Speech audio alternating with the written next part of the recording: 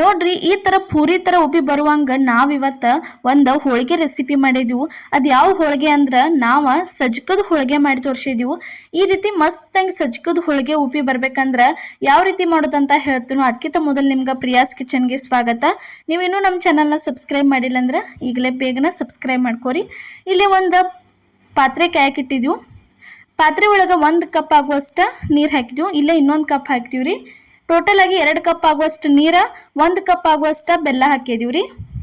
ಬೆಲ್ಲ ಏನೈತ್ಲ ನೀರೊಳಗೆ ಈ ಥರ ಚಂದಂಗೆ ತಿರ್ವಾಡ್ಕೋಬೇಕ್ರಿ. ಅಷ್ಟು ಎಲ್ಲ ಅದ ಪೂರ್ತಿ ಏನೈತ್ಲ ಬೆಲ್ಲ ಕರಗಬೇಕು, ಅಲ್ಲಿ ತನ ತಿರ್ವಾಡ್ಕೋಬೇಕು ನೋಡ್ರಿ. ಈ ಥರ ಆಗ್ಬೇಕು ಬೆಲ್ಲ. ಇದಕ್ಕೆ ಇಲ್ಲೈತ್ಲ ಸ್ವಲ್ಪ ಜಾಜಿಕಾಯಿ ಈ ರೀತಿ ಸಣ್ಣಂಗೆ ಪೇಸ್ಟ್ ಮಾಡಿ ಹಾಕಿದ್ವಿ. ಅದಾದ್ಮೇಲೆ ರುಚಿಗೆ ತಕ್ಕಷ್ಟ ಉಪ್ಪು ಹಾಕಿದ್ವಿ ನೋಡ್ರಿ. ಉಪ್ಪು ಹಾಕಿದ್ಮೇಲೆ 1 ಕಪ್ ಆಗುವಷ್ಟ ರವೆ ಹಾಕತ್ತೀವಿ ನೋಡ್ರಿ. ಇದ ದಪ್ಪ ರವೆ ಐತಿ, ಅದನ್ನ ಹಾಕತ್ತೀವಿ ನೋಡ್ರಿ. ಕೇಸರಿ ರವೆ ಅಂತ ಕರಿತೀವಲ್ಲ. ಸಜ್ಕದ ಹೋಳಿಗೆ ಮಾಡಕ್ಕೆ ರವೆ ಹುರ್ಕೊಳ್ಳೋ ಅವಶ್ಯಕತೆನೇ ಇಲ್ರಿ, ಹಂಗನ ಮಾಡಬೇಕು ಅಂದ್ರನ ಭಾರಿ ಬೆಸ್ಟ್ ಹಂಗೆ ರೆಡಿಯಾಗಿ ಬರ್ತಾವೆ ಸಜ್ಕದ ಹೋಳಿಗೆ.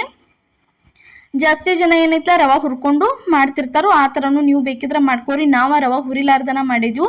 ಈಗ ಇದನ್ನ ಏನೈತ್ಲ ಸ್ವಲ್ಪ ಆ ರೀತಿ ಆರಾಕ ಬಿಡ್ಬೇಕ್ರಿ. ಅದಾದ್ಮೇಲೆ ಇದಕ್ಕೆ ಒಂದು ಸ್ವಲ್ಪ ತುಪ್ಪ ಹಾಕಿದ್ವಿ ನೋಡ್ರಿ. 1 ಸ್ಪೂನ್ ಆಗುವಷ್ಟು ತುಪ್ಪ ಹಾಕಿ ಇದನ್ನ ಚಂದಂಗೆ ಈ ಥರ ತಿರ್ವಾಡ್ಕೋಬೇಕ್ರಿ. ಪೂರ್ತಿ ಎಲ್ಲ ತಿರ್ವಾಡ್ಕೊಂಡ್ರೆ ಅಂದ್ರೆ ಇದನ್ನ ಒಂದು 10 ನಿಮಿಷ ಆರಾಕ್ ಬಿಟ್ರಿ ಅಂದ್ರೆ ಇದ ರೆಡಿ ಆಕೈತಿ. ಇಲ್ಲಿ ಹಿಟ್ಟಂತರೂ ನಾವು ನಾದೇ ಇಟ್ಕೊಂಡಿದ್ದೀವಿ ನೋಡ್ರಿ, ತೋರ್ಸಾತೀವಿ.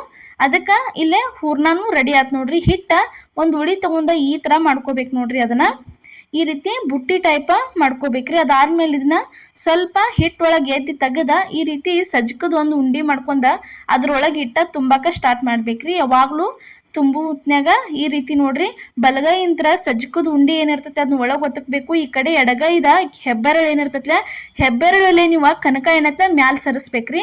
ಅಂದ್ರೆ ಹೂರ್ಣ ಚಂದಂಗೆ ಒಳಗೆ ತುಂಬಾಕ ಬರ್ತೈತಿ.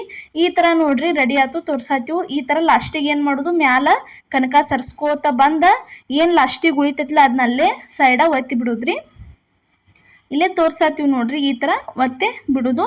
ಇಲ್ಲೇ ಲಟ್ಸಾಕ ಸ್ವಲ್ಪ ಉಳ್ಳಿ ಏನೈತ್ಲ ಹಿಟ್ಟೊಳಗೆ ಎದಿ ತಕ್ಕೊಂಡ ಲಟ್ಸಾಕ ಸ್ಟಾರ್ಟ್ ಮಾಡ್ತೀವ್ರಿ. ನಾವು ಈ ಥರ ಚಪಾತಿ ಮಾಡೋ ತಗಡೈತಿ ಅದರಲ್ಲಿ ಲಟ್ಟಿಸ್ಕೊಂಡಿದ್ದೀವಿ. ನೀವು ಬೇಕಿದ್ರೆ ಏನು ಮಾಡ್ರಿ, ಬಟರ್ ಪೇಪರ್ ಮೇಲೆ ಅಥವಾ ಟೆಫ್ಲಾನ್ ಶೀಟ್ ಮೇಲೆ ನೀವು ಲಟ್ಟಿಸ್ಕೋಬೋದ್ರಿ. ಈ ಥರ ಸುತ್ತಲೂ 2 ಸೈಡ್ ಚಂದಂಗೆ ಎಣ್ಣೆ ಸವರೆ ಈಗ ಲಟ್ಸಾಕ ಸ್ಟಾರ್ಟ್ ಮಾಡಿದೀವಿ ನೋಡ್ರಿ. ಈ ಥರ ಆರಾಮ್ ಕೈ ಸೈಲ್ ಬಿಟ್ಟು ಚಂದಂಗೆ ಲಟ್ಟಿಸ್ಕೋದ್ರಿ. ಬಾರಿ ಅಂದ್ರೆ ಬಾರಿ ಬೆಸ್ಟ್ ಹಂಗೆ ಉಬ್ಬಿ ಬರ್ತಾವೆ. ಒಂದು ಸಣ್ಣದು ಮಾಡಿ ತೋರಿಸಿ, ಒಂದು ದೊಡ್ಡದು, 2 ಟೈಪ ನಾವು ನಿಮ್ಗೆ ಏನೈತ್ಲ ಇವತ್ತು ಸಜ್ಕದ ಹೋಳಿಗೆ ಮಾಡೇ ತೋರಿಸಿವ್ರಿ. ಯಾಕಂದರೆ ಕೆಲವೊಬ್ರು ಸಣ್ಣ ಮಾಡ್ತಿರ್ತಾರೋ, ಕೆಲವೊಬ್ರು ಮನ್ಯಾಗ ಏನೈತೆ ದೊಡ್ಡ ಮಾಡ್ತಿರ್ತಾರೋ ನೋಡ್ರಿ. ಈ ಥರ ಲಟ್ಟಿಸ್ಕೋಬೇಕು ನೋಡ್ರಿ. ಪೂರ್ತಿ ಎಲ್ಲ ಚಂದಂಗೆ ದಂಡಿ ಎಲ್ಲ ಲಟ್ಟಿಸ್ಕೋಬೇಕಂದ್ರೆ ಹೋಳಿಗೆ ಚಂದಂಗೆ ಉಬ್ಬಿ ಬರ್ತಾವೆ ನೋಡ್ರಿ.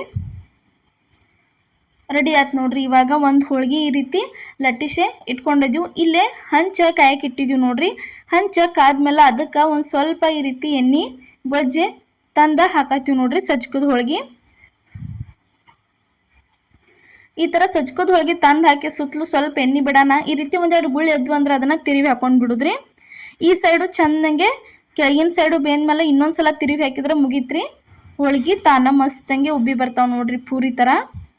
ಈ ಥರ ನಾವು ಮಾಡಿದ ಮೆಥಡ್ ಒಳಗೆ ಒಂದ್ಸಲ ನೀವು ಟ್ರೈ ಮಾಡ್ಕೊಂಡು ನೋಡ್ರಿ. ಇದೇ ಥರ ಸಜ್ಕದ ಹೋಳಿಗೆನೂ ಇವಾಗ ಹಿಂದಿನೂ ಒಂದ್ಸಲ ಅಪ್ಲೋಡ್ ಮಾಡಿದ್ದು, ಆ ಸಜ್ಕದ ಹೋಳಿಗೆನೂ ನೋಡ್ಕೋರಿ. ಯಾಕಂದ್ರೆ ಅಲ್ಲೇ ಪರ್ಫೆಕ್ಟಾಗಿ ಹಿಟ್ಟು ಯಾವ ರೀತಿ ಕಲಿಸೋದು ಅನ್ನೋದು ಎಲ್ಲ ತೋರಿಸಿದೀವಿ ರೀ ನಾವು. ನೋಡ್ರಿ ಹೋಳಿಗೆ ಅಂತೂ ರೆಡಿ ಆಯ್ತು, ತೆಗ್ಯಾತೀವಿ. ಈಗ ಇದ ಮೆಥಡ್ ಒಳಗನ ಇವಾಗ ಸಾನ್ ಮಾಡಿದ್ದೀವಲ್ಲ, ನೆಕ್ಸ್ಟ್ ದೊಡ್ಡದೊಂದು ಹೋಳಿಗೆ ನಾವು ಮಾಡಿ ತೋರ್ಸಾತೀವಿ ನೋಡ್ರಿ. ಈ ರೀತಿ ಫಸ್ಟ ಬುಟ್ಟಿ ಟೈಪ್ ಮಾಡ್ಕೊಂಡ ಆಮೇಲೆ ಅದ್ರೊಳಗೆ ತಂದು ಹೂರ್ಣ ಇಟ್ಟ ತುಂಬಾಕ ಸ್ಟಾರ್ಟ್ ಮಾಡ್ಬೇಕ್ರಿ. ನೋಡ್ರಿ ಇದೇ ಥರ ಇನ್ನೂ ಹಲವಾರು ರೆಸಿಪಿಗಳನ್ನ ಹಾಕಿದ್ದೀವಿ.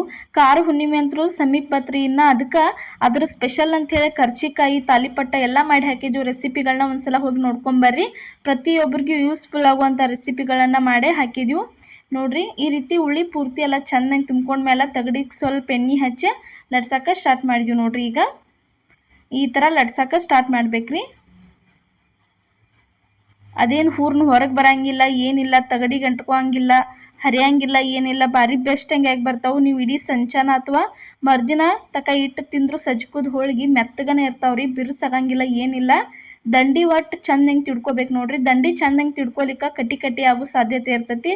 ಅದಕ್ಕೆ ನೀವೇನು ಮಾಡಿರಿ, ದಂಡಿ ಚಂದಂಗೆ ತಿಡ್ಕೊರಿ. ಅದೇ ರೀತಿ ನೋಡ್ರಿ ಇದು ಒಂದು ಸಜ್ಕದ ಹೋಳಿಗೆ ಅಂತೂ ರೆಡಿಯಾಗಿ ಹಾಕ್ಬತ್ತು. ಇದನ್ನು ಚಂದಂಗೆ 2 ಸೈಡ್ ಬೇಯಿಸ್ಕೊಂಡ್ರಿ ಅಂದ್ರೆ ಮಸ್ತಂಗೆ ಉಬ್ಬಿ ಬರ್ತೈತ್ರಿ ನೋಡ್ರಿ. ಫಸ್ಟ್ ಟೈಮ್ ನೀವು ಏನಾರ ನಮ್ಮ ವಿಡಿಯೋ ನೋಡತ್ತಿದ್ರೆ ಮಿಸ್ ಮಾಡ್ಲಾರ್ದ ನಮ್ಮ ಚಾನಲ್ಗೆ ಸಬ್ಸ್ಕ್ರೈಬ್ ಮಾಡಿರಿ. ಇದೇ ಥರ ಇನ್ನೂ ಹಲವಾರು ರೆಸಿಪಿಗಳನ್ನ ಹಾಕೊತಾ ಇರ್ತೀವಿ. ಮಿಸ್ ಮಾಡ್ಲಾರ್ದು ನೀವು ನೋಡ್ಕೊತಾ ಇರ್ರಿ. ನೋಡಿರಿ, ಒಂದು ಸೈಡ್ ಚೆಂದಂಗೆ ಬೇದ ಮೇಲೆ ತಿರುವಿ ಹಾಕ್ಕೊಂಡಿವಿ ನೋಡಿರಿ. ತಿರುವಿ ಹಾಕೊಂಡ್ಮೇಲೆ ನೋಡಿರಿ, ಈಚೆ ಕಡೆ ಕೆಳಗಿನ ಸೈಡು ಚೆಂದಂಗೆ ಬೇದ್ಮೇಲೆ ಇನ್ನೊಂದು ಸಲ ತಿರುವಿ ಹಾಕೊಂಡ್ರೆ ಮುಗಿತ್ರಿ. ಪದೇ ಪದೇ ಭಾಳ ತಿರುವಿ ಹಾಕಿ ಬೇಯಿಸ್ಬಾರ್ದ್ರಿ. ಹೋಳ್ಗೆ ತಾನ ಏನೈತಲ್ಲ ಮಸ್ತಂಗೆನ ಉಬ್ಬೆ ಬರ್ತೈತ್ರಿ. ನೋಡ್ರಿ ಯಾವ ರೀತಿಯಾಗಿ ಉಬ್ಬಾತೈತೆ ಅಂತ ಹೇಳಿ ನಿಮ್ಗೆ ತೋರ್ಸಾತೀವಿ. ಈ ಥರ ಈ ಮೆಥಡ್ ಒಳಗೆ ಒಂದ್ಸಲ ನೀವು ಸಜ್ಕದ ಹೋಳ್ಗೆ ಮಾಡ್ಕೋರಿ. ಮತ್ತು ನೀವು ಯಾವ ರೀತಿ ಸಜ್ಕದ ಹೋಳ್ಗೆ ಮಾಡ್ತೀರಿ ಅನ್ನೋದು ನಮಗೂ ಕಮೆಂಟ್ ಒಳಗೆ ತಿಳಿಸ್ರಿ. ಆ ಮೆಥಡ್ ಒಳಗೆ ಒಂದ್ಸಲ ನಾವು ಏನೈತಲ್ಲ ಟ್ರೈ ಮಾಡಿ ನೋಡ್ತೀವಿ. ಅದೇ ರೀತಿ ಇನ್ನೂ ಹಲವಾರು ಉತ್ತರ ಕರ್ನಾಟಕ ರೆಸಿಪಿಗಳು ನಿಮಗೂ ಯಾವ್ಯಾವ ಗೊತ್ತದಾವ ಕಮೆಂಟ್ ಒಳಗೆ ತಿಳಿಸ್ರಿ, ನಾವು ಟ್ರೈ ಮಾಡ್ತೀವಿ. ನೋಡ್ರಿ ಹೋಳಿಗೆ ಇದು ರೆಡಿ ಆಯ್ತು ನೋಡ್ರಿ. ಇವತ್ತು ಮಾಡಿದಂಥ ಈ ಸಜ್ಕದ ಹೋಳಿಗೆ ರೆಸಿಪಿ ನಿಮಗೆ ಇಷ್ಟ ಆಗೈತೆ ಅನ್ಕೋತೀನಿ ರೀ.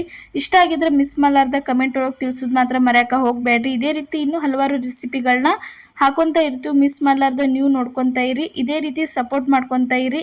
ಎಲ್ಲರಿಗೂ ನಮಸ್ಕಾರ.